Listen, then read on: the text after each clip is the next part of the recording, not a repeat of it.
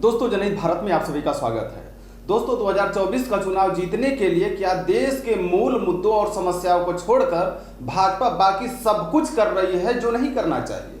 और क्या इसी के तहत सूरत में ऑपरेशन निर्विरोध चलाया गया और एक दो नहीं बल्कि 8 प्रत्याशियों ने अपना पर्चा वापस ले लिया? और क्या भाजपा अब यह चुनाव जीतने के लिए साम दाम दंड भेद हर हथियार इस्तेमाल करने पर आमादा हो गई है? उसके बाद बात करेंगे प्रधानमंत्री मोदी के उस भाषण की जो उन्होंने टोंक में दिया है, और जानेंगे कि इससे पहले वाले भाषण में जब उन्होंने मंगलसूत्र से लेकर मुसलमानों तक की बात कही थी तो क्या वह भी चुनाव जीतने के लिए कम पड़ रहे हैं? और क्या इसीलिए प्रधानमंत्री मोदी मनमोहन सिंह के 2006 वाले स्पीच को तोड़ मरोड़ कर देश के सामने पेश कर रहे हैं और बोल रहे हैं कि कांग्रेस केवल मुसलमानों को आरक्षण देना चाहती है? और यह भी बताएंगे कि क्या प्रधानमंत्री मनमोहन सिंह ने उस समय यह बात बोला भी था?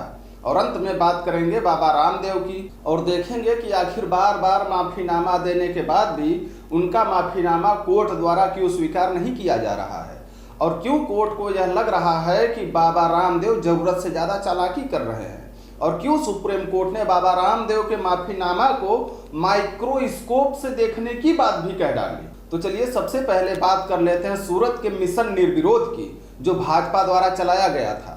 दोस्तों, दैनिक भास्कर में प्रकाशित हुआ है कि सूरत में कांग्रेस के प्रत्याशी नीलेश कुम्हाड़ी ने पहले ही भाजपा से हाथ मिला लिया था। अब यह गठजोड़ किसी एजेंसी के डर के माध्यम से हुई या पैसों के लालच में आकर किया गया या खुद उन्होंने ही फैसला लिया था, यह तो वही बता सकते हैं। लेकिन दैनिक भास्कर में लिखा है कि कांग्रेस प्रत्याशी ने पहले से ही भाजपा से हाथ मिला ली थी और पहले ही ऑपरेशन निर्विरोध की स्क्रिप्ट भी लिखी जा चुकी थी।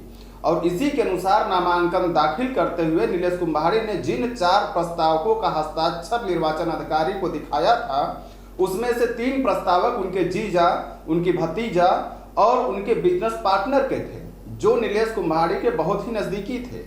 सवाल इसी बात पर खड़ा होता है कि जब लोग इतने नजदीकी थे तो क्यों इन 3 प्रस्तावकों ने फर्जी हस्ताक्षर करने का दावा कर दिया? और क्या यह स्क्रिप्ट पहले ना लिखी गई होती तो नामांकन पत्र भरते समय प्रस्तावकों में कांग्रेस कार्यकर्ता, कैडर मेंबर की बजाय रिश्तेदार और करीबियों को क्यों रखा जाता?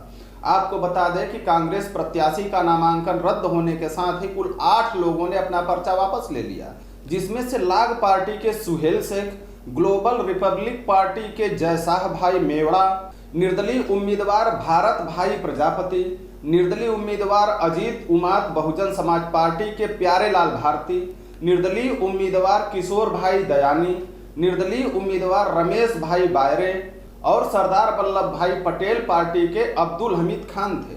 आखिर इतनी बड़ी संख्या में लोग अपना पर्चा क्यों वापस ले लेते हैं? और जो पर्चा वापस लेने वाला नहीं होता है उनका पर्चा ही क्यों रद्द किया जाता है? यह एक बड़ा सवाल खड़ा करता है। दोस्तों, बीबीसी के हवाले से और भी गंभीर बातें पता चलती हैं। बीबीसी ने लिखा है कि आम आदमी पार्टी के नेता ने दावा किया है कि नीलेश कुम्हाड़ी के प्रस्तावकों को अपहरण कर लिया गया है। आप नेता गोपाल इटालिया ने शनिवार को मीडिया से बातचीत में दावा किया कि नीलेश के प्रस्तावकों का अपहरण कर लिया गया है और उन्हें गुप्त स्थान पर ले जाया गया है। उन्होंने यह भी आरोप लगाया कि प्रस्तावकों से कोई संपर्क नहीं हो पा रहा है और किसी ने डरा धमकाकर और दबाव डालकर प्रस्तावकों से शपथ पत्र लिया और उसे कलेक्टर ऑफिस में जमा कर दिया। इस बीच नीलेश कुम्हाड़ी ने भी उमरा पुलिस स्टेशन में शिकायत दर्ज करवाई है। बीबीसी ने यह भी लिखा है कि आम आदमी पार्टी के नेता ने आरोप लगाया है कि उनके प्रस्तावकों का अपहरण कर लिया गया है। अपहरण का आरोप भाजपा नेता और सूरत के पूर्व मेयर जगदीश पटेल पर लगाया गया है। दोस्तों, अपहरण किया गया है या फिर जानबूझकर कोई खेल किया गया है, लेकिन इतने बड़ी संख्या में लोगों का पर्चा वापस लेना और प्रमुख विपक्षी दल का पर्चा कैंसिल कर देना कहीं न कहीं चुनाव आयोग पर एक बड़ा सवाल खड़ा करता है।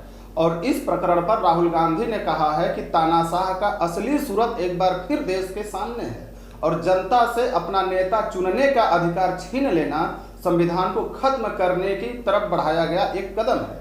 राहुल गांधी ने यहां तक कह दिया कि मैं एक बार फिर कह रहा हूं कि यह सिर्फ सरकार बनाने का चुनाव नहीं है बल्कि यह देश बचाने का भी चुनाव है, संविधान की रक्षा करने का भी चुनाव है।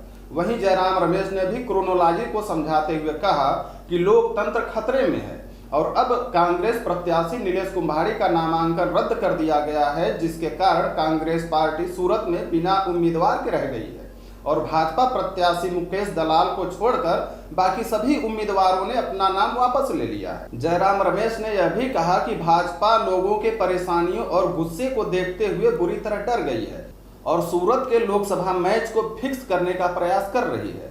उन्होंने कहा कि हमारे चुनाव, हमारा लोकतंत्र और बाबा साहेब आम्बेडकर का संविधान सब कुछ भयंकर खतरे में है। मैं एक बार फिर दोहरा रहा हूं, यह हमारे जीवन काल का सबसे महत्वपूर्ण चुनाव है। दोस्तों, क्या वास्तव में भाजपा और प्रधानमंत्री मोदी इस चुनाव से डरे हुए हैं? और क्या इसी वजह से पिछले भाषणों में मंगलसूत्र से लेकर मुसलमान तक की चर्चा करने के बाद भी इनको लगता है कि हम चुनाव हारने वाले हैं? और क्या इसीलिए उन्होंने कांग्रेस पर आरोप लगाया कि यदि कांग्रेस सत्ता में आई तो वह SC/ST का आरक्षण कम करके मुसलमानों को बांट देगी?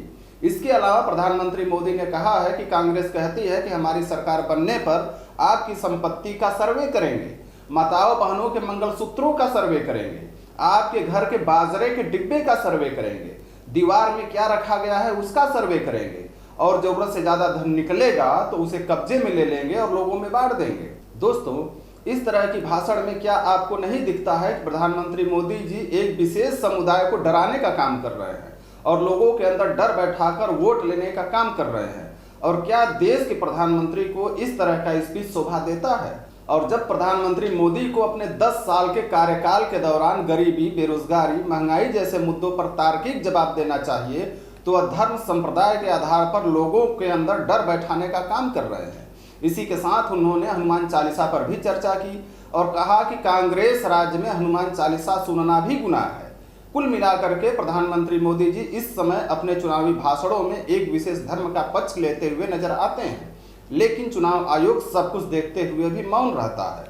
तो क्या चुनाव आयोग भी अब निष्पक्ष नहीं रहा है? और क्या इसीलिए प्रधानमंत्री मोदी ऐसे कानून की बात कर रहे हैं कि चुनाव आयुक्त के कार्यकाल के दौरान किए गए किसी भी कार्य पर किसी भी अदालत में चुनौती नहीं दी जा सकती? चलिए अब बात कर लेते हैं बाबा रामदेव की।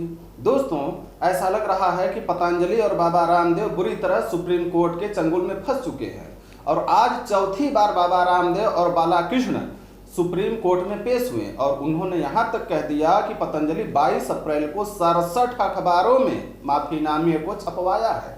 सुप्रीम कोर्ट ने कहा कि क्या यह माफीनामा आपके विज्ञापनों जितना बड़ा है? इस पर बाबा रामदेव की वकील की बोलती बंद हो गई।